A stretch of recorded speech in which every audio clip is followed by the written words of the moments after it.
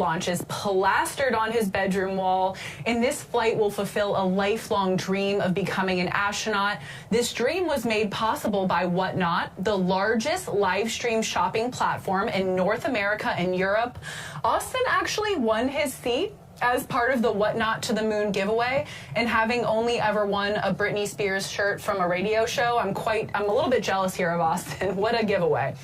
Seats 2 and 3 are also very special, and we're proud to welcome back 2 returning astronauts, Mark and Sharon Hagel. They both flew on New Shepard's 20th mission on March 31st, 2022, the ultimate testament to the power of the New Shepard experience. Mark is in seat 2. He's the CEO of Tricor International, a residential and commercial property development company. He and Sharon are avid philanthropists for arts, sciences, health, and education charities. And in seat number 3 is Sharon. She's the founder of Space Kids Global, a nonprofit she created in 2015, whose mission is to inspire elementary students to excel in STEAM education and especially ensure girls are equally represented. Space Kids Global has done incredible work with students around the country.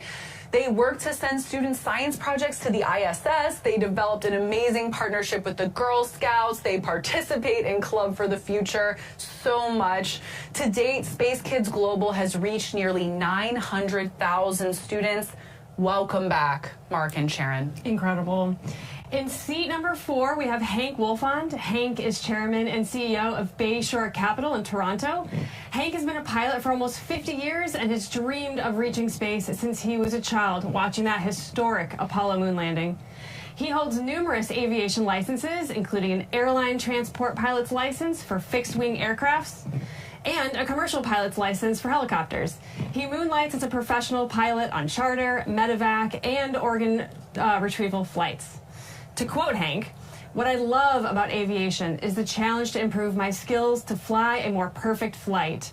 This experience, seeing the world from a cockpit at all altitudes, high and low, over oceans, mountains, African savannas, deserts, and cities across the planet, has never gotten old for me."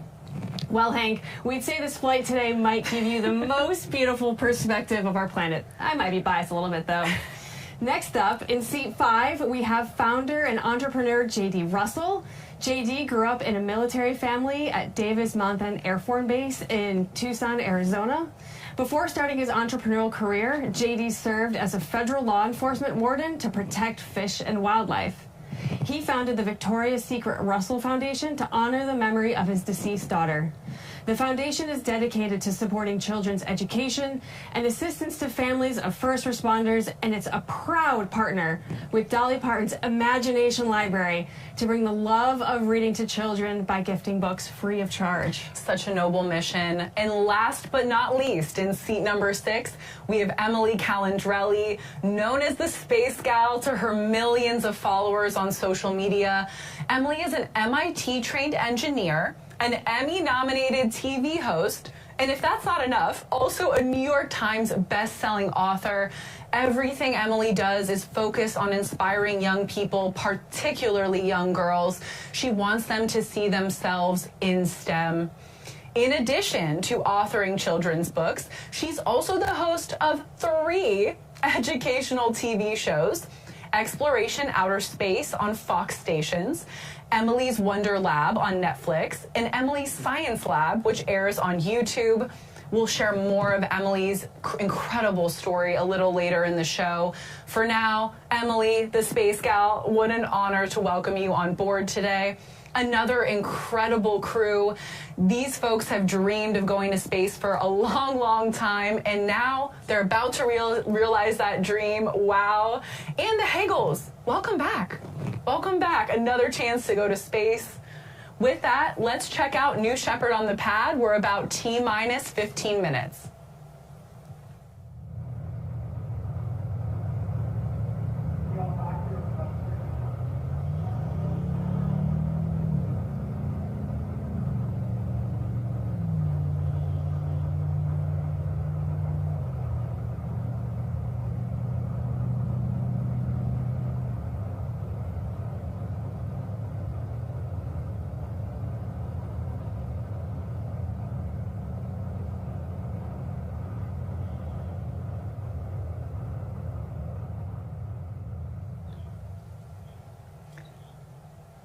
You're seeing New Shepard is alive on the pad awaiting launch. We're about T-minus 14 minutes. If you're just joining us, this is the 28th flight for the New Shepard program and our 9th human flight.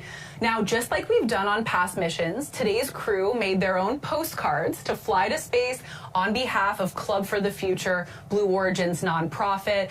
Every time we fly astronauts, each one creates a postcard to take with them to space. Now here they are. Here are our crew in the Astronaut Training Center designing their postcards. It's such a neat tradition that every astronaut gets to make a postcard and fly these postcards to space. You know, the reason we fly postcards is because we want to make space more accessible to students. We want to see kids around the world reach for careers in STEAM. Another cool thing, in addition to the physical postcards, we're also introducing a new online way for students to draw digital postcards and send their art to space on New Shepard. If you want to participate in this program, it's a great way to jump in. Anyone can do it. It's free. It's easy. It's super fun for the whole family. I mean, I've done it a few times. I know you have too. To send your digital art to space, just simply go to draw.clubforfuture.org. And something else that's really unique, Crayola, Space for All, Club for the Future, and Kennedy Space Center Visitor Complex recently announced a national initiative called Creativity Launches the Future. It's a program for students, parents, and the community to nominate exceptional educators. We all know them, we all love them, for a chance to win a VIP trip to the KSC Visitors Complex. You can nominate that outstanding educator in your life by following the club on its social handle, @Club4Future. Applications close on January 20th. Yeah, get those nominations in. You all know rock star educators. So, you know, this is something that Club just loves to do. We find these great organizations doing fantastic work. We join forces for good. So yeah, let's, you know, it's great to see that we're linking arms with Club for the Future and recognizing all these outstanding educators. That's why we do this. Absolutely, Allison. Our future is bright, absolutely, seeing all these inspired students. We're at T-minus, just under 12 minutes to take off. Let's check out New Shepard on the pad. We'll be right back.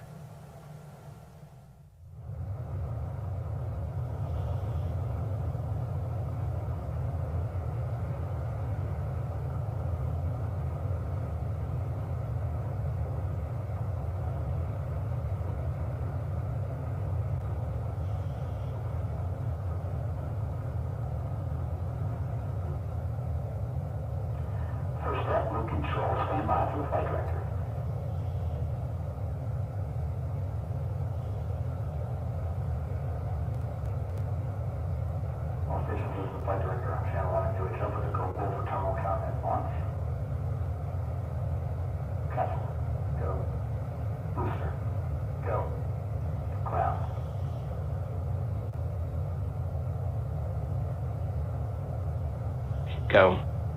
Safety. Go. Capcom. Go. Engine. Go. I have all goes. The flight director is go. New Shepard is go for launch. Booster, commence the terminal count. Wilco.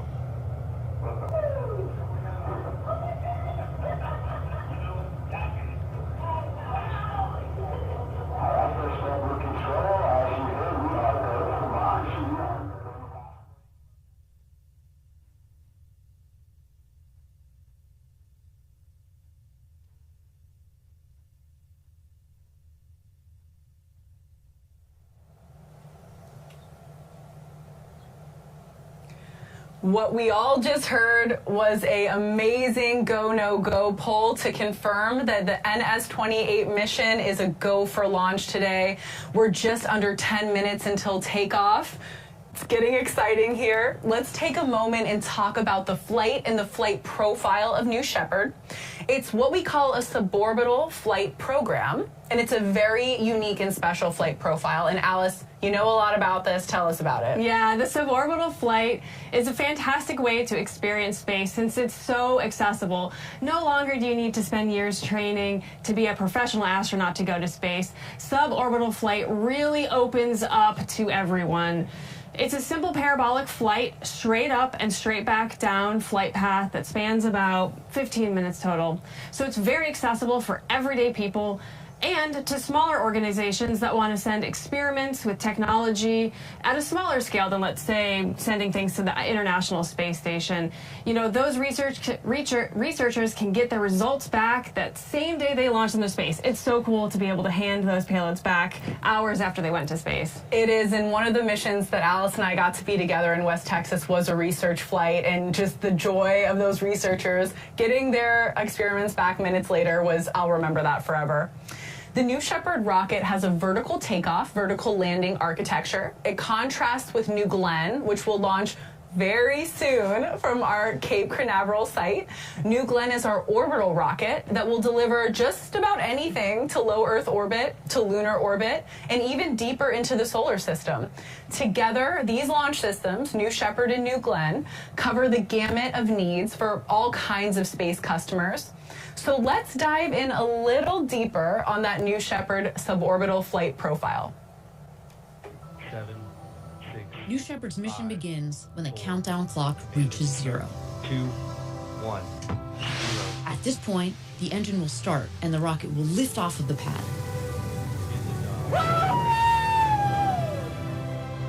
It will continue under the boost phase for about 2.5 minutes until main engine cutoff.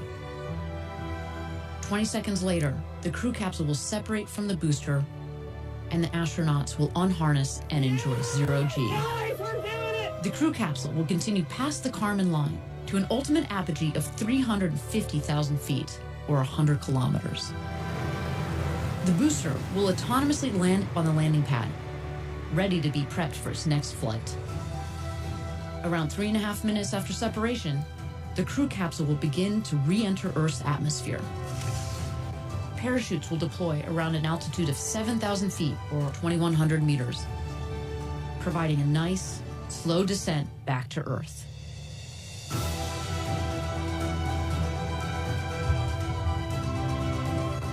After landing, astronauts exit the capsule and are greeted by the Blue Origin ground crew, family, and friends to celebrate and reflect on their flight. New Shepard, an adventure unlike anything on Earth.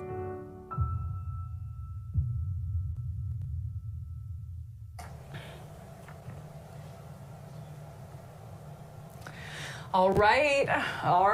We are T-minus 6 minutes and 30 seconds until launch. And as the mission team works toward liftoff here shortly, let's chat more about one of our very special astronauts, Emily Calandrelli, known by her millions of followers as the Space Gal.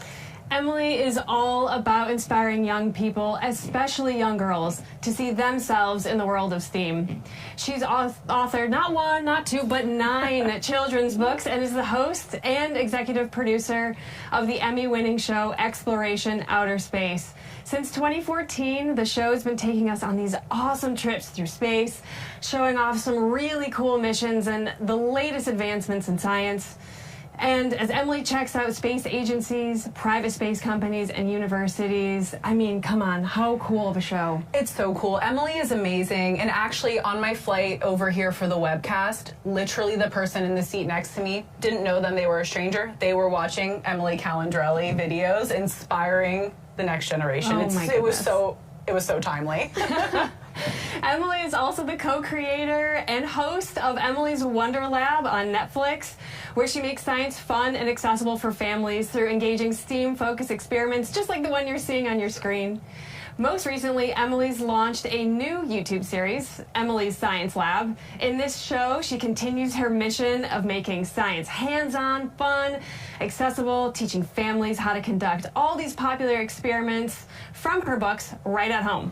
It's so impressive. I know all my cousins also love Emily Calandrelli. It's amazing. But wait, Jackie, there's more. There's more. Yes. Emily has also worked on campaigns to improve TSA's treatment of breastfeeding mothers and to enhance parental leave in the space industry. I mean, Emily Calandrelli, you are a force for STEM education. She really is a superhero, Alice. Emily has done so much for our younger generation, and we're honored to have her aboard New Shepard today. I think she's someone who definitely needs to be an astronaut. That's an understatement. Yeah, it's definitely time, Emily. Thank you for all that you do, for all of those young children that you inspire. We hope that you have the most magical experience today in space. Soak it all in. We're rooting for you. Yeah, and Emily talks a lot about where she's from in West Virginia, and also being from that region. It's amazing that she's bringing space to areas of the country too where maybe they weren't as familiar, and it's so inspirational, everything that she's doing. We are getting close here, Alice. We're at about T-minus 3 minutes and almost 30 seconds. Let's take a moment and toss it over to New Shepard, get some of those views as we get a little closer, inching towards our liftoff time. We'll be right back.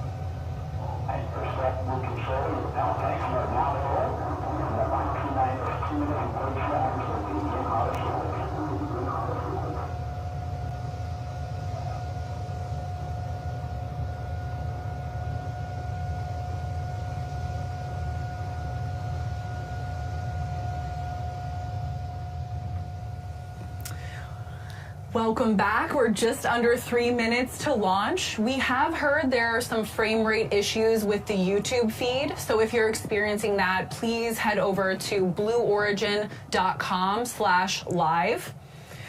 As New Shepard awaits liftoff here, just T-minus 2 minutes, we'll go through a series of final vehicle checks. Let's await those checks and listen in. These are some of the really, unique design elements of the New Shepard vehicle. Yeah, you'll see there on your screen that gantry-way is retracting from the crew capsule. That is what the astronauts walk across to get into the crew capsule this morning, and it retracting is a great sign. This is all nominal. Soon we will see some additional checks.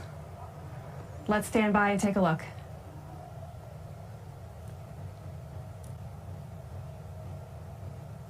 It looks like an absolutely beautiful day in West Texas.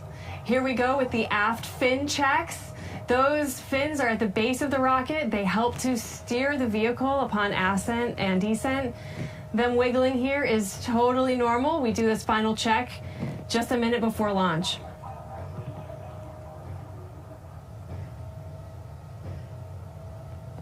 You'll see New Shepard breathing here. In the final minutes, we're handing over to the vehicle for, the last couple seconds here.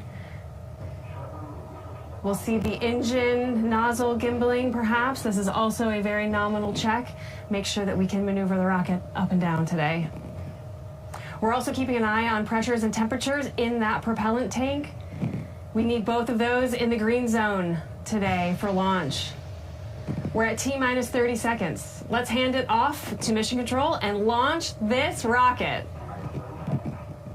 Tap off, temp low. Looking at the seat. Is this thermal? Believe so. T-minus 16, guidance internal. Yeah, go to proceed. T-minus 10. Go to proceed. 9, 8, 7, 6, 5, 4. Command engine start. 2, 1. Ignition.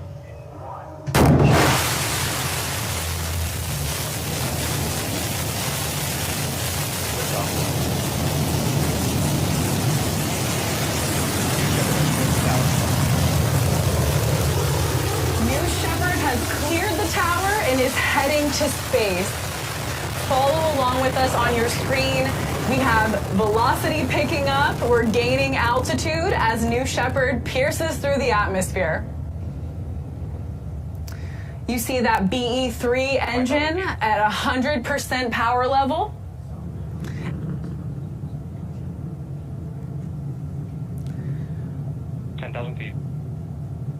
New Shepard is approaching max Q here soon, where the aerodynamic stress on that vehicle is at its max.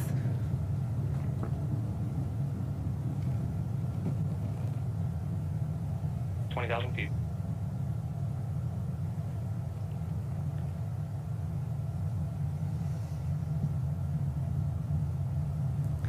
New Shepard has passed max Q. BE-3 is pushing back up to 100% as the atmosphere gets thinner and higher. 40,000 feet. Yeah, right now the astronauts are experiencing increasing Gs. This is going to increase from 1 to 3 Gs here. That's 3 times your weight pushing you down into that seat as you launch to space. Quite a ride.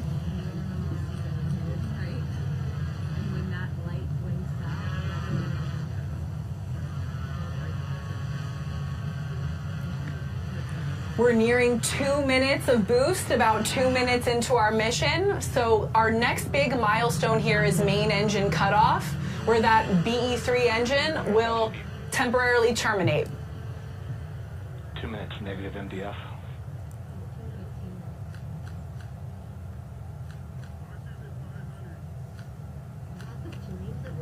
Yeah. 10 seconds to MECO. 150,000 feet.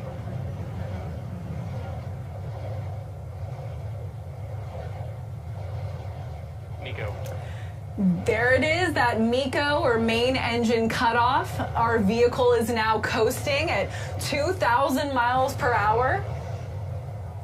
Coming up here soon, we'll have the separation of the crew capsule from the booster.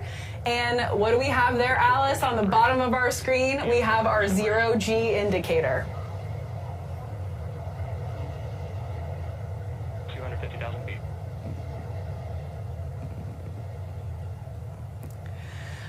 You can see it in the center of your screen. Separation is confirmed. The crew capsule is floating in 0G as the New Shepard booster starts its descent back to the landing pad. An absolutely huge congratulations to all 6 of our crew. They are officially astronauts.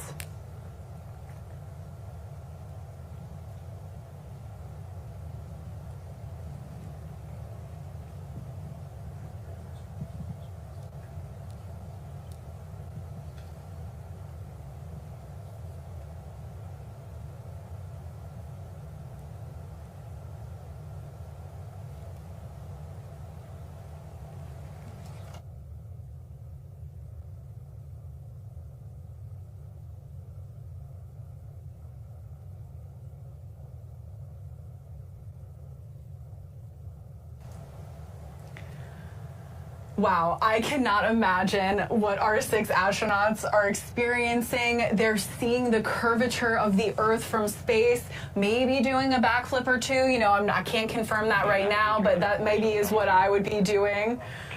And as we mentioned, you can see the separation between the crew capsule and the booster very clearly here in the center of your screen. So you can see this booster altitude is dropping rapidly, right? And the velocity is picking up as that New Shepard booster heads back to the West Texas desert. Yeah, I can imagine the astronauts are unbuckled from their seats right now, looking out those huge windows, enjoying a moment, taking some pictures together.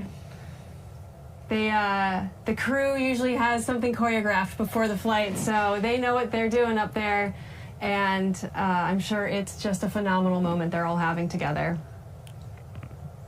I feel like Mark and Sharon on board are, you know, the astronaut experts, right? They're professionals here now on their second flight. They're the tour guides. Yes, yes.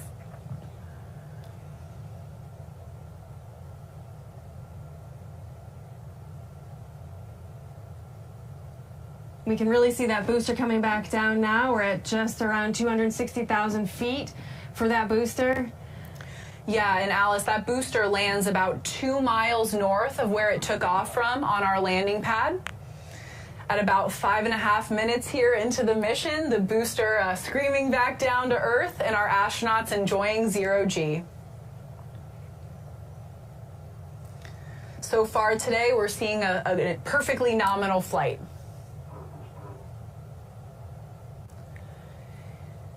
And again, today is our NS-28 mission. It's our 9th human flight, but this booster you're seeing head back to Earth here has flown 12 times.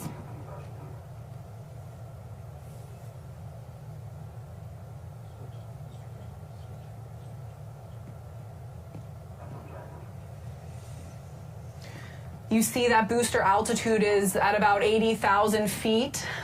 Those wedge fins, the steering fins, the ring fin, those unique design elements that we discussed earlier in the show are working together to guide the booster down to the landing pad.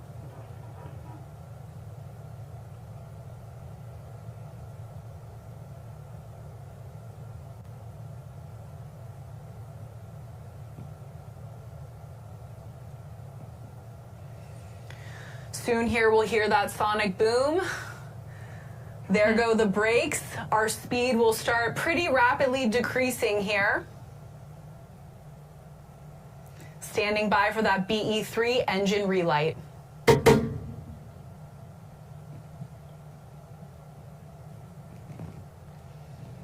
Just a gorgeous view. There's the BE-3 engine relight.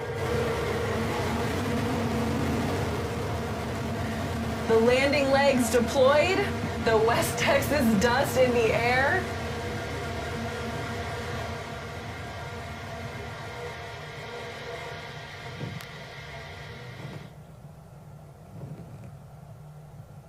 And touchdown. What an incredible sight to see. Let's let this dust clear and we'll see. There it is. The new Shepard booster standing tall on the landing pad. Again, love the sight of that West Texas dust. It clears and it's like almost it's a magic trick. It's like, here's the booster. Yeah, the booster return is truly one of our proudest moments at Blue because it really does show the incredible engineering and all the hard work that's gone into bringing a rocket safely home from space. And that rocket is ready to be reused.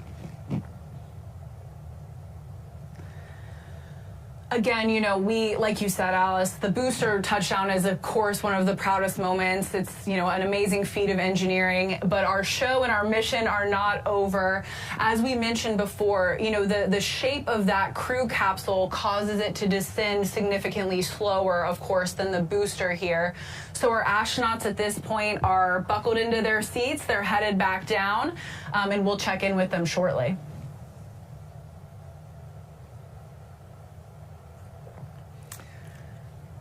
And there is our capsule under 3 main parachutes. Now, what a beautiful sight to see. Oh my gosh, I love this.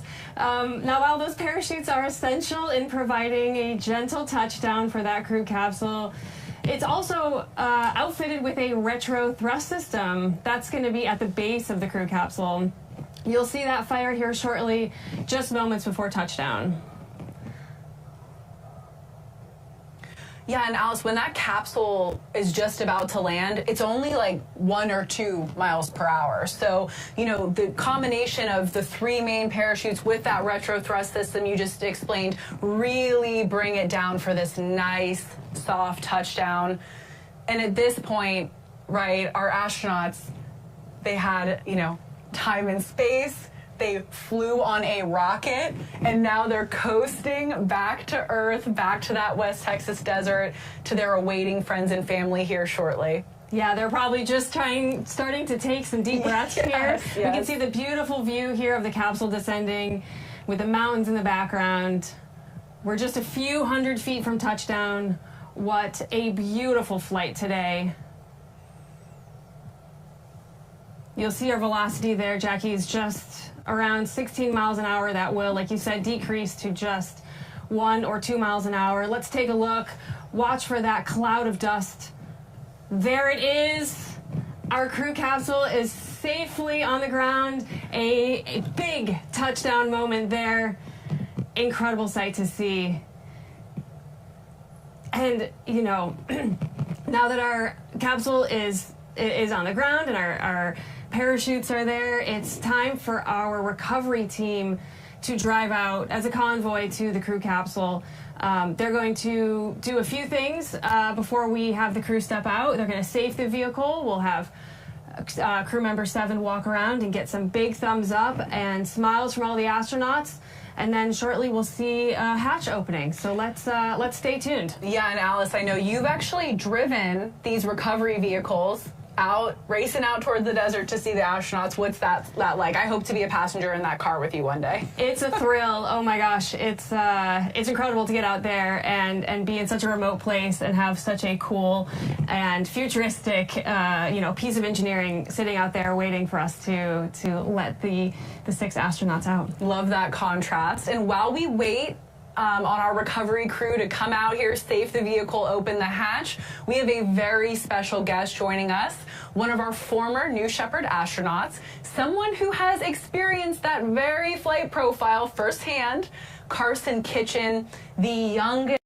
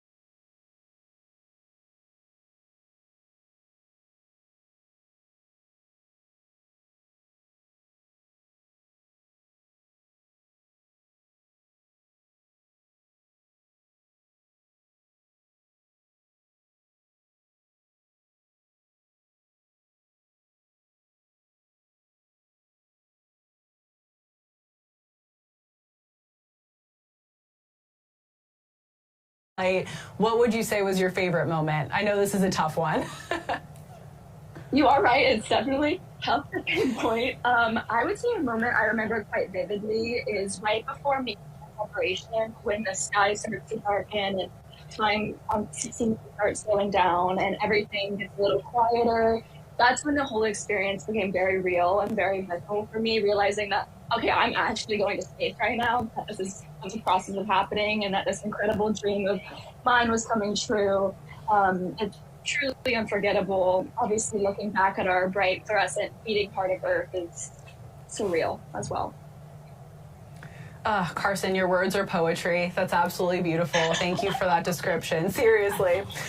Now, tell us a little bit about the training experience, right? So how long are you in West Texas? How ready did you feel for your flight? Tell us a little bit about that. So you spend about 5 days in the astronaut village, but you spend about 2 of those days training with the crew member 7 and the rest of the astronauts. The training, they're very long days, but they're incredibly rewarding. The biggest takeaway I got from training is that you succeed and that you fail as a team. Obviously, each person is responsible for playing their part, but we're also responsible for looking out with one another.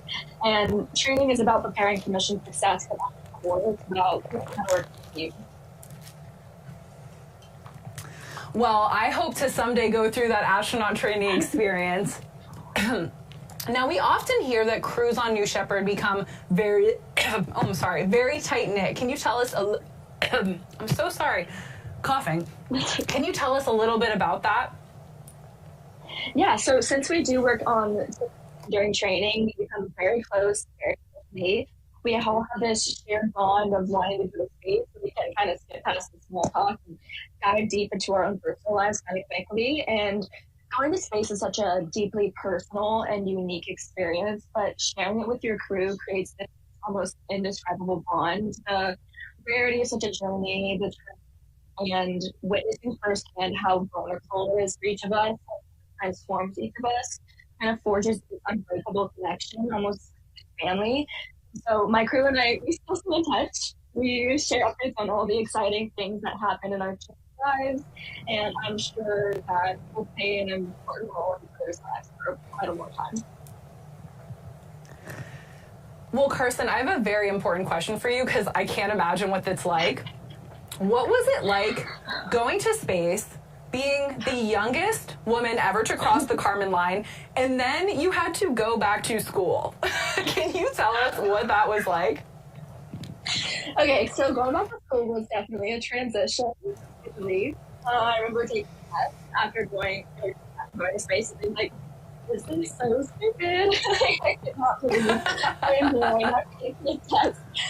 But it's been really exciting, actually, to be able to share this experience with members of my community. You know, going to space really changes your perspective on life and how lucky you are to be alive. And so while I do get sometimes annoyed or bored with the mundane school life, I'm still very grateful to be able to educate myself and to surround myself with an incredible community and to represent not only the greatest school in the nation, UNC, but also the future of space explorers.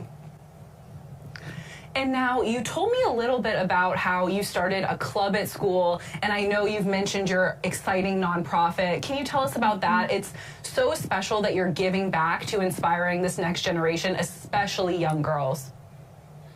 Absolutely. So I founded and I currently serve as the president of the Carolina Astronomy Association, which I'm proud to say is the only astronomy club here at UNC. And so we're a purely interest-based club, so there's no required background knowledge of astronomy or physics needed. We try to make learning about space and astronomy very immersive and very fun, because I've learned that if you do put a prerequisite of knowledge, people can be very reluctant to join, and it can be very intimidating for them. So we do a lot of fun activities, and it's great to be able to share my experience and all of the members about what going to space was like, what the training was like. But I did also found an organization called Orbital. It aims to inspire and motivate young women to pursue opportunities in the space industry. And so we also provide resources for young women to find unique pathways into the industry. The core mission is to highlight all the unique, incredible ways that contribute to the field and to provide outreach to demystify the process of it. Well, thank you again. Truly, the impact that you're having back on Earth after this monumental experience in your life, like, it's just so special. So thank you for everything you're doing. And you have one other very special little treat about this space flight. You and your dad, Jim, both flew on New Shepard. So what is it like, this father-daughter astronaut duo? Like, I imagine, like you said, you're probably the coolest family in the neighborhood. Tell me about that. So it is a very special connection. You know, it's one thing to talk to an astronaut about their experience, but it's a completely another thing to talk to my father, someone who is so close in my life, and to be able to reflect back on our experiences together, because we do have this once-in-a-lifetime bond, and it allows us to kind of walk through this new life together and to discuss how going to space changed each of us on such a personal and intimate level. And, you know, I was able to see my father, someone who is a role model in my life, go to space and see firsthand how that changed him. And now that I've gone to space, he's able to see how it's changed me, and he's seen me flourish as this new person. So it's kind of an ineffable connection, honestly. But I'm sure that Mark and Sharon also understand that connection. But needless to say, we're definitely going to have a very interesting Thanksgiving this year. An interesting Thanksgiving indeed. Well, Carson, thank you so much. It was so great to talk to you. Thank you for sharing these unique experiences, and we're so proud of everything you're doing. So thank you. Thank you, Jackie. I hope you two have a great day. Thank you.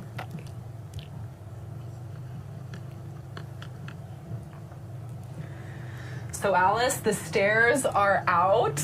Our crew will be stepping out here shortly. What are these final touches going on here? Yeah, you'll notice that the astronauts are out of their seat. They're standing in the capsule, having their last final moments together before we crack that hatch open and let them reunite with all of their friends and family.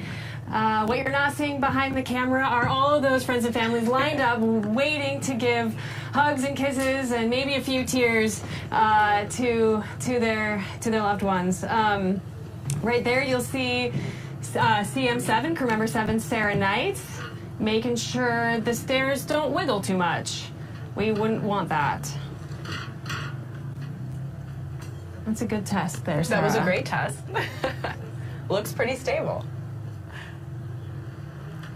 You'll notice workings in the background. We work to safe our parachutes. Those parachutes are reused after each flight, and we make sure that those are all clear so there's no tripping.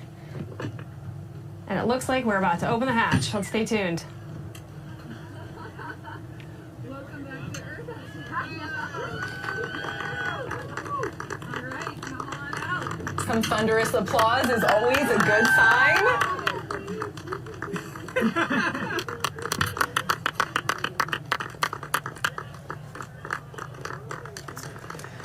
Welcome back to Austin.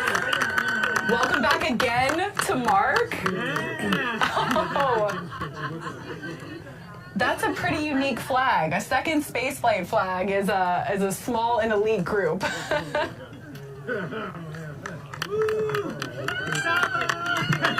Oh, and welcome back again to Sharon, carrying a stuffed dog after her dog Saba. Welcome back to Hank. You're an astronaut, Hank. Congratulations.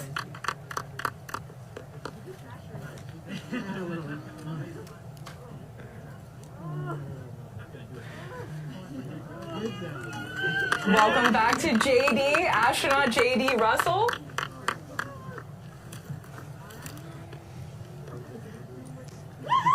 And last but certainly not least, the space gal herself, Emily Calandrelli, finally an astronaut. And there are those big hugs. Oh my gosh, what a special moment. I told you I'd see you in the capsule.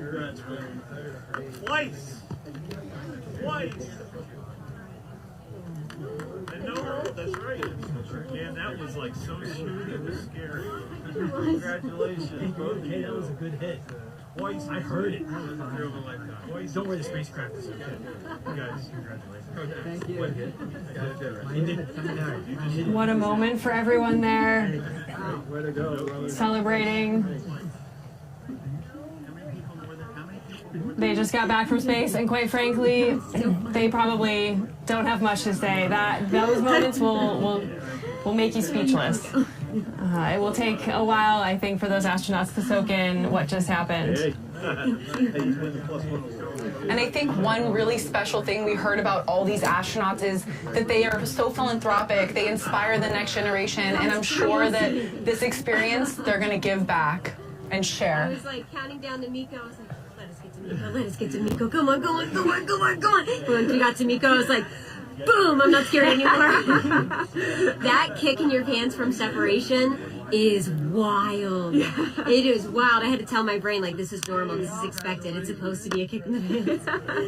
Oh my gosh. And we got to weightlessness. I immediately turned upside down and looked at the planet, and then there was so much blackness, there was so much space. I didn't expect to see so much space, and I kept saying, like, that's our planet, that's our planet. It was the same feeling I got when my kids were born, and I was like, that's my baby, that's my baby. And I like had that same feeling where I'm like seeing it for the first time. It was beautiful. It was beautiful. That's incredible. Yeah. Oh my God. Thank you. Yes. Thank you. We did it. We did it. We did it. Oh, man. I'm the 100th woman in space. You're the 100th woman in space. Oh, what a ride. What a ride. Amazing. Whew. So when do you come down from this? Like months later, years later? I don't know. You'll have to tell me. Yeah. Oh, wow. That is crazy. Thanks, Emily. I love Thanks you. for sharing it with us. Thank you. Wow.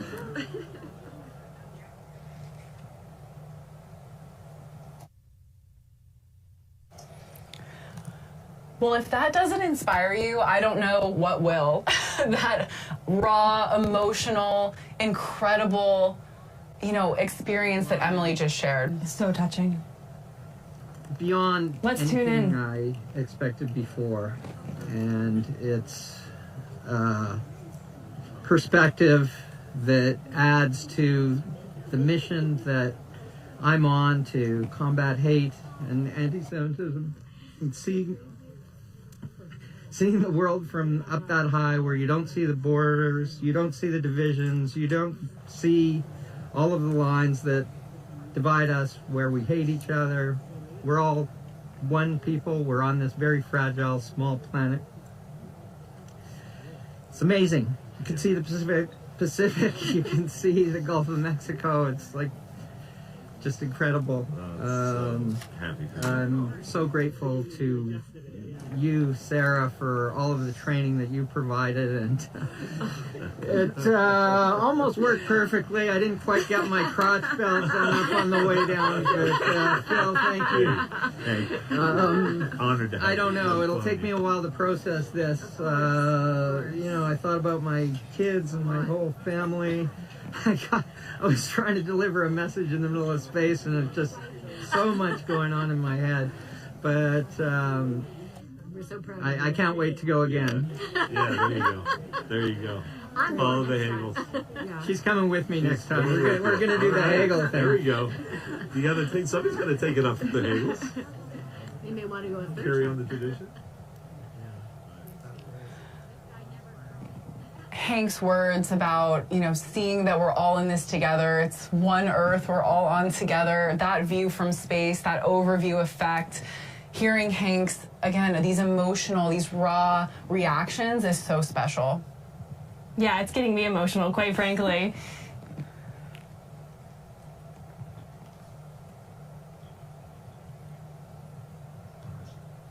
It was great. It was amazing. Yeah. I didn't get sick, and so I'm very thank you for all that. You're welcome. How was the view? The view is amazing, and I can tell you there's really nothing ever in the world like going into space. When you cross that Kármán line, as you come up to it, you really see nothing, and then you're into nothing, and the stars are going, and it's beautiful. Yeah. That's awesome. Well, thanks for coming and flying with us. Thank you for all the work and the training. I really appreciate it. Of course. You did a great job on this. It's been a pleasure. The pleasure's all mine. Thank you.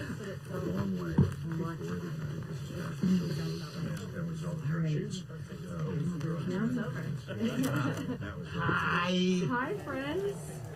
You want to tell us? What an incredible day. What an incredible day for all of us, especially those 6 astronauts that we just heard from on board today's flight. It was an absolute honor to fly you to space. If you would like to follow in the pioneering footsteps of these astronauts and purchase a seat on a future ride to space, visit BlueOrigin.com and click on that big Fly to Space button. Your own journey to visit the Kármán line is closer than you think. Yes, Alice, that Fly to Space button, it's very direct. Click here, Fly to Space.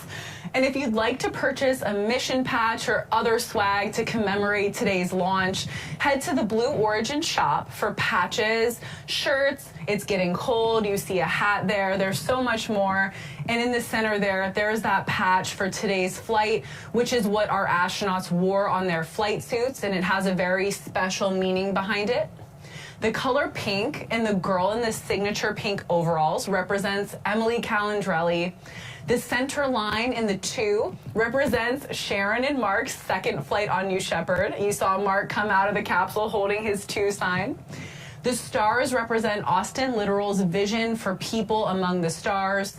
The people at the bottom of the patch represent J.D. Russell's hope for generations of people expanding their understanding of the world. And the wolf in the crew capsule's window represents Hank Wolf.